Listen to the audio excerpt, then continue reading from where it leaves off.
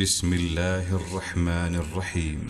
يا مغترا في ظلمه بإمهاله، ولا تحسبن الله غافلا عما يعمل الظالمون. ليست المهلة على الإطلاق، إنما يؤخرهم ليوم تشخص فيه الأبصار. إذا انتهى أمدها طلبوا زيادة. ربنا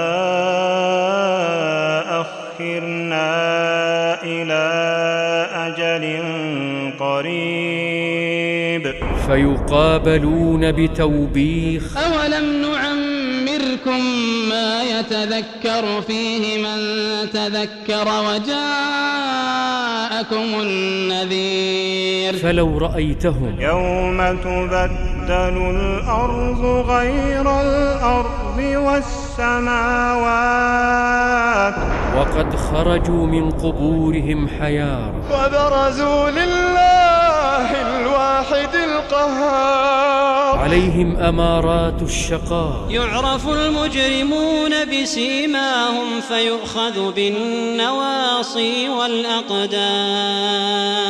ترجف بوادرهم. يوم ترجف الراجفة تتبعها الرادفة قلوب يومئذ واجفة. يتشبثون بما لا يثبت في الأيدي. يوم يفر المرء من أخيه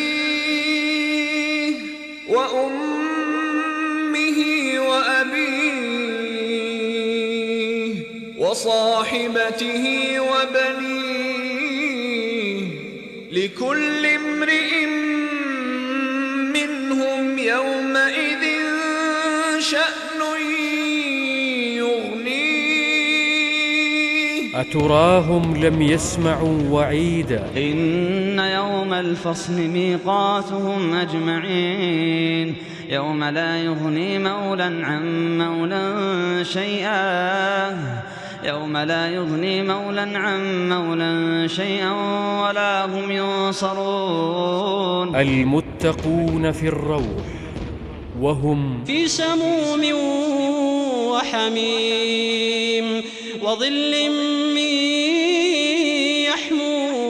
يحموم لا بارد ولا كريم. يعاينون مساكنهم قبل الدخول، ويكفي في التعذيب: قيل ادخلوا أبواب جهنم خالدين فيها فبئس مثوى المتكبرين.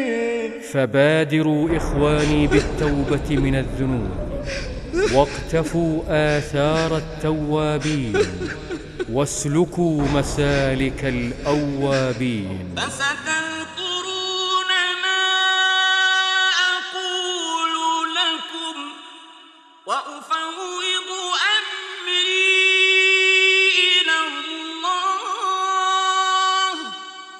إن الله بصير